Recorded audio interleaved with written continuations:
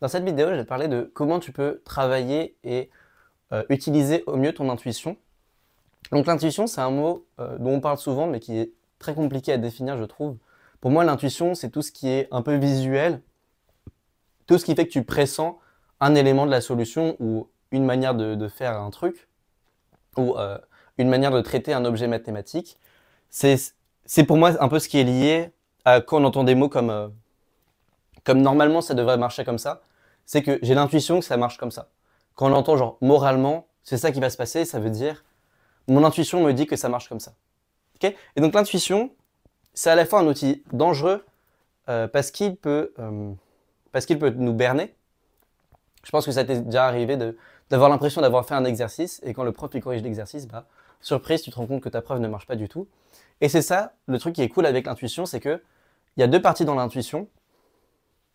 Il y a une partie de recherche où tu essayes de faire parler ton intuition et il y a aussi une partie où tu fais travailler ton intuition. Ok.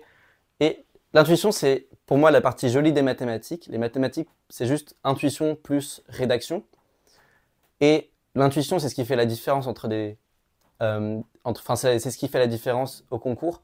En fait, aux euros, on va quasiment que regarder ton intuition.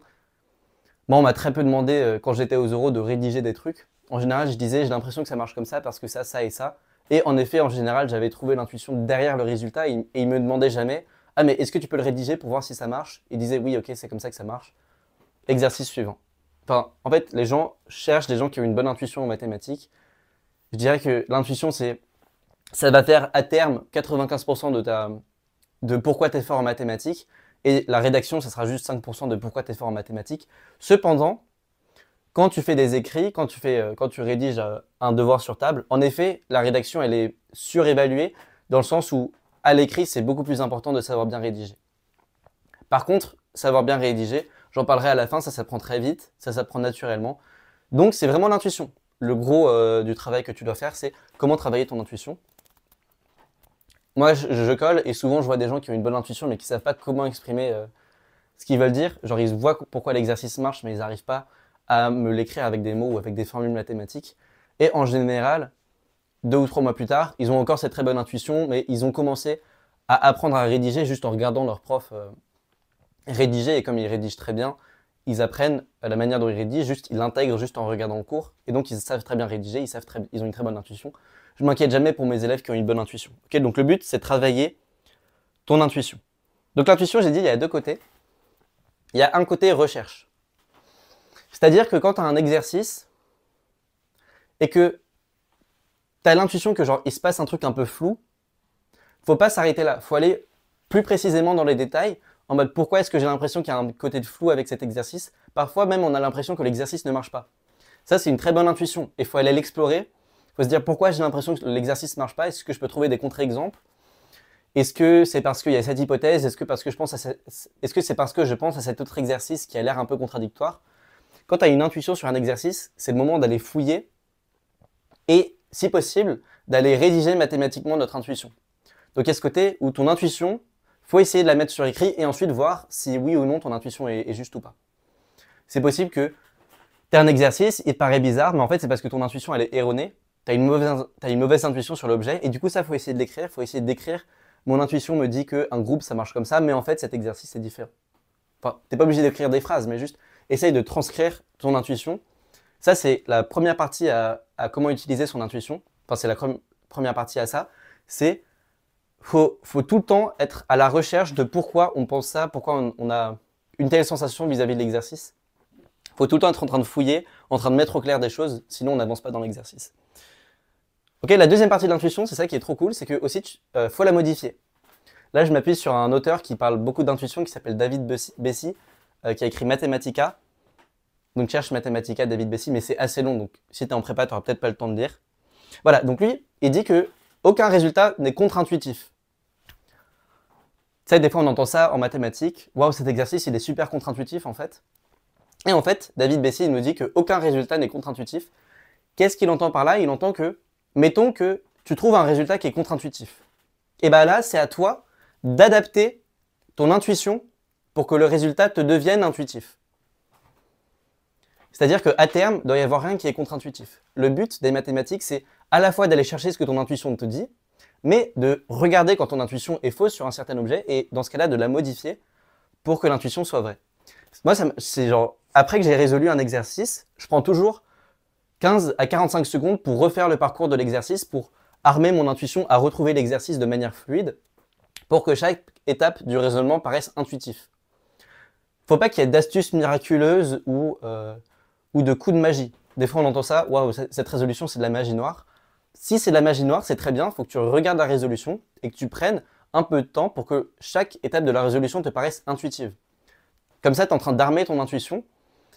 Et c'est comme ça qu'on a fait travailler l'intuition. C'est d'une part en cherchant à exprimer mathématiquement ce qu'elle veut dire, et ensuite à la rectifier s'il y a une erreur sur ton intuition. Ok ?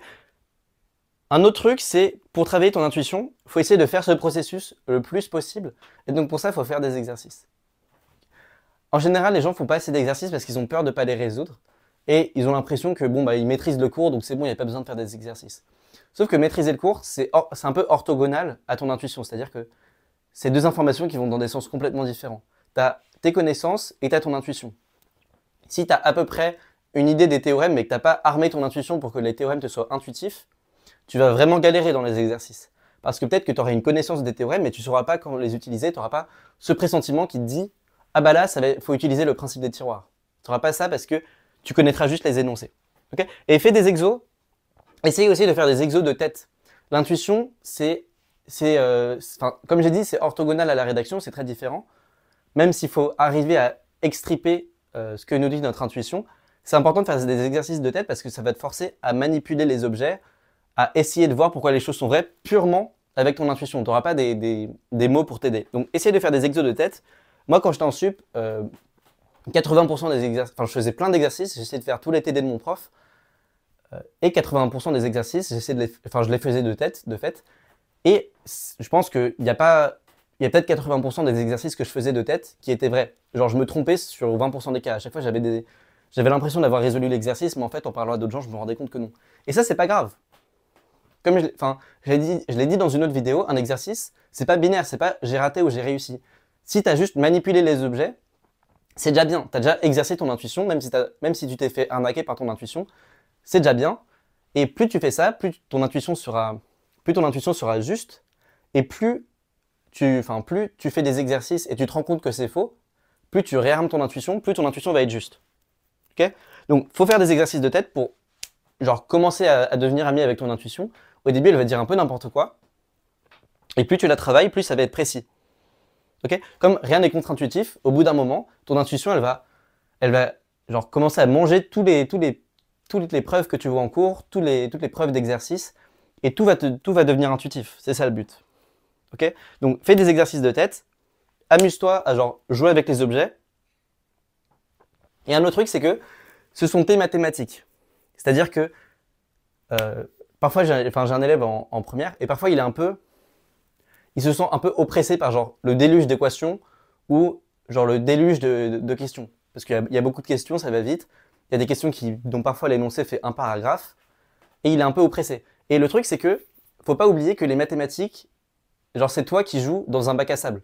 C'est toi c'est tes éléments, c'est tes objets, c'est ton exercice, c'est toi qui décides quoi faire, tu peux tout faire avec les objets, tu peux introduire ce que tu veux. Faut adopter en mathématiques un peu ce côté joueur, qui fait que tu vas tenter des trucs, pas parce que tu es sûr qu'ils vont marcher, mais parce que intuitivement ça a l'air vrai. Faut donner tout le terrain libre à ton intuition. Faut pas que tu essaies de bloquer des idées que ton intuition a en se disant non, ça c'est pas raisonnable, ça va peut-être pas marcher.